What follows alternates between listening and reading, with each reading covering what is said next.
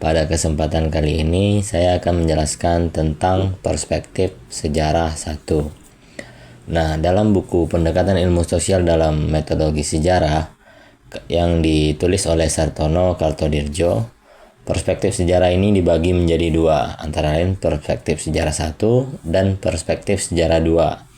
Nah, kali ini saya akan menjelaskan tentang perspektif sejarah 1.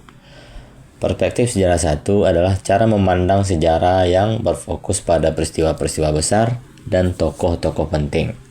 Dalam hal ini, sejarah dilihat sebagai rangkaian kejadian yang unik, kronologis, dan biasanya berkaitan dengan politik, kekuasaan, perang, atau pergantian kekuasaan, dan juga pemerintahan. Nah, perspektif sejarah 1 ini memiliki ciri utama, yaitu yang pertama menekankan apa yang terjadi atau peristiwa yang terjadi. Yang kedua, fokusnya pada tokoh besar. Yang ketiga, melihat sejarah sebagai cerita peristiwa. Dan yang keempat, menggunakan urutan waktu atau yang sering kita sebut dengan kronologis. Nah, contohnya yang pertama yaitu Proklamasi Kemerdekaan Indonesia tahun 1945. Yang kedua, perang yang terjadi di Jawa, Perang Jawa atau sering kita sebut dengan Perang Diponegoro. Yang ketiga, kebijakan pada masa pemerintahan Orde Baru. Dan yang keempat, tokoh seperti Soekarno atau Muhammad Hatta sebagai pahlawan proklamator Indonesia. Nah, dalam perspektif 1 ini, seorang sejarawan biasanya menjelaskan kapan peristiwa sejarah itu terjadi, siapa saja pelakunya, bagaimana jalannya peristiwa itu, dan apa akibat dari peristiwa itu. Nah, jika disederhanakan ataupun dikerucutkan, perspektif sejarah 1 ini melihat sejarah seperti cerita tentang kejadian penting di masa lalu. Nah, fokusnya ada pada peristiwa besar dan orang-orang besar yang dianggap menentukan jalannya sejarah. Misalnya, jika kita membahas kemerdekaan Indonesia, perspektif ini akan lebih banyak membahas proses dari proklamasi itu berlangsung, apa saja peran dari Soekarno dan Hatta, bagaimana sidang BPU PKI dan PPKI, serta apa saja konflik politik pada saat proklamasi saat itu. Nah, tetapi perspektif ini biasanya belum terlalu membahas kehidupan rakyat biasa secara mendalam, misalnya kondisi sosial masyarakat, ekonomi rakyat, atau budaya sehari-hari. Adapun kelebihan dari perspektif sejarah 1 ini, yang pertama yaitu mudah dipahami karena berbentuk kronologi cerita ataupun perspektif ini lebih terstruktur ataupun sistematis. Yang kedua yaitu membantu memahami urutan peristiwa sejarah. Dan yang ketiga, memperjelas peran tokoh ataupun keputusan politik. Nah, sedangkan kekurangan yang dilampirkan oleh Sartono Kartodirjo dalam bukunya ini, yaitu perspektif ini kadang terlalu berpusat pada elit dan politik sehingga kehidupan masyarakat luas kurang diperhatikan. Karena itu muncul perspektif 2 yang mulai menggunakan pendekatan ilmu sosial untuk melihat sejarah secara lebih luas. Perspektif sejarah 2. Perspektif historis melihat masa kini tidak terlepas dari masa lampau dan identitasnya. Sebaliknya, gambaran masa lampau ditentukan oleh pandangan masa kini. Di sini yang kita hadapi bukan vicious circle atau lingkaran setan, tetapi adanya dua pandangan yang saling melengkapi. Pandangan masa kini mengarahkan seleksi dan penyorotan gejala berdasarkan jiwa zaman. Sedangkan yang kedua tidak dapat melihat masa kini sebagai sesuatu dalam isolasi atau dalam vakansi. Perspektif historis mempunyai dua dimensi, yaitu aspek masa kini dan aspek masa lampau.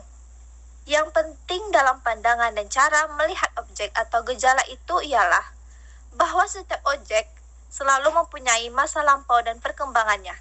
Jadi, perspektif historis akan menjelaskan masa kini dengan memaparkannya dengan latar belakang masa lampau. Di sini perspektif historis tidak hanya diperlukan untuk memahami masa kini, tetapi juga masa depan. Apabila penggarapan sejarah dilakukan secara memadai, maka akan dapat berguna untuk menentukan jalannya sejarah, yaitu masyarakat di masa depan. Implikasi metodologisnya ialah mengutamakan pola-pola, struktur, tendensi, dan konjungtur. Contoh lain yaitu bagaimana menerangkan wilayah Indonesia sebagai unit geopolitik. Tanpa dikembalikan kepada sejarahnya sejak zaman kuno, hal itu tidak akan dapat dipahami. Indonesia adalah benar-benar produk perkembangan sebagai hasil garis integritas yang progresif.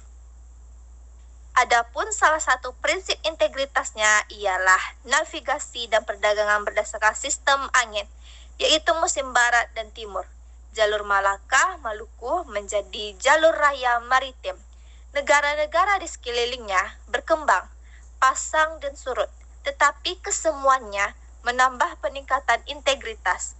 Kemudian dominasi VOC dengan monopolinya dapat memperkuat integrasinya, sehingga akhirnya tercipta Hindia Belanda yang disusul oleh Republik Indonesia sebagai pewaris wilayahnya.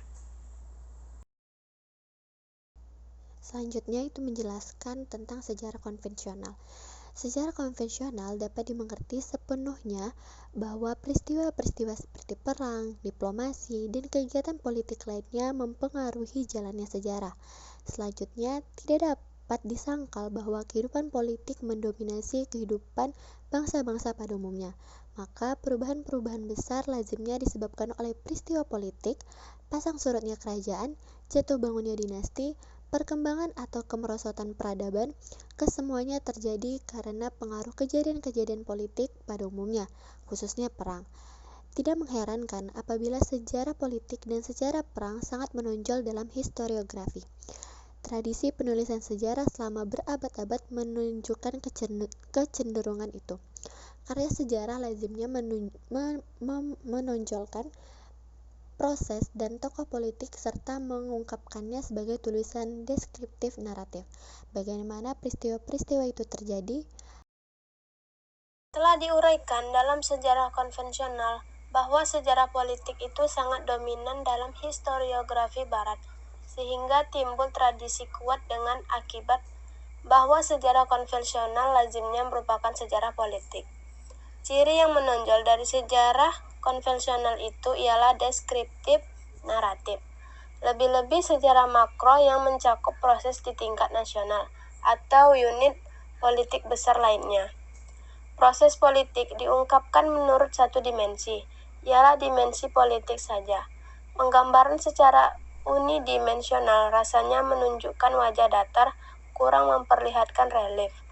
Tidak digambarkan bagaimana konflik antar golongan muncul, bagaimana orientasi nilai golongan masing-masing, dan pengambilan keputusan kolektif, otoritas pemimpin untuk memobilisasi pengikut, dan lain sebagainya. Konsep proses politik yang diperluas serta dianalisis atas berbagai unsur atau dimensinya yang akan menunjukkan bahwa proses politik itu sangat ditentukan oleh sikap dan kelakuan politik yang pada hakikatnya multidimensional. Sifatnya yang mencakup faktor ekonomi, sosial, kultural, religi, dan lain sebagainya. Untuk menganalisis gejala kompleks itu, mau tak mau kita dituntut memakai alat-alat analitis yang lebih teknik atau halus. Maka dari itu, sejarah politik gaya baru membawa konsekuensi barat dalam soal metodologi.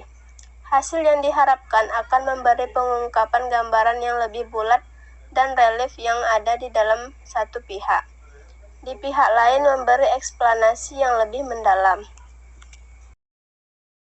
Sejarah sosial. Sejarah sosial adalah cabang sejarah yang membahas kehidupan masyarakat sehari-hari, seperti contohnya tuh keluarga, pendidikan, dan gaya hidup. Jadi, tidak hanya berfokus pada politik saja.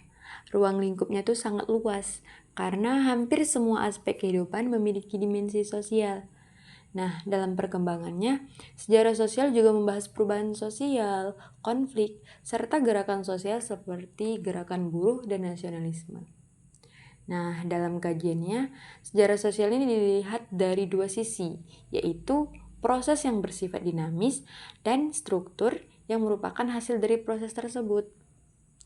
Selain itu, ada 3 jenis sejarah nih, yaitu naratif, analitis, dan gabungan dari keduanya. Jadi dapat disimpulkan bahwa sejarah sosial itu membantu kita untuk memahami kehidupan dan perubahan masyarakat secara lebih luas, bukan hanya dari sisi elit atau politik saja.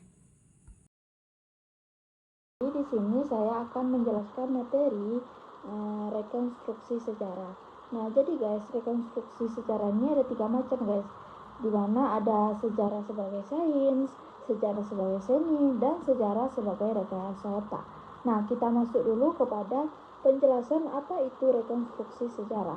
Nah, rekonstruksi sejarah adalah proses menyusun kembali peristiwa masa lalu berdasarkan sumber dan fakta sejarah agar dapat dipahami secara jelas dan runtut.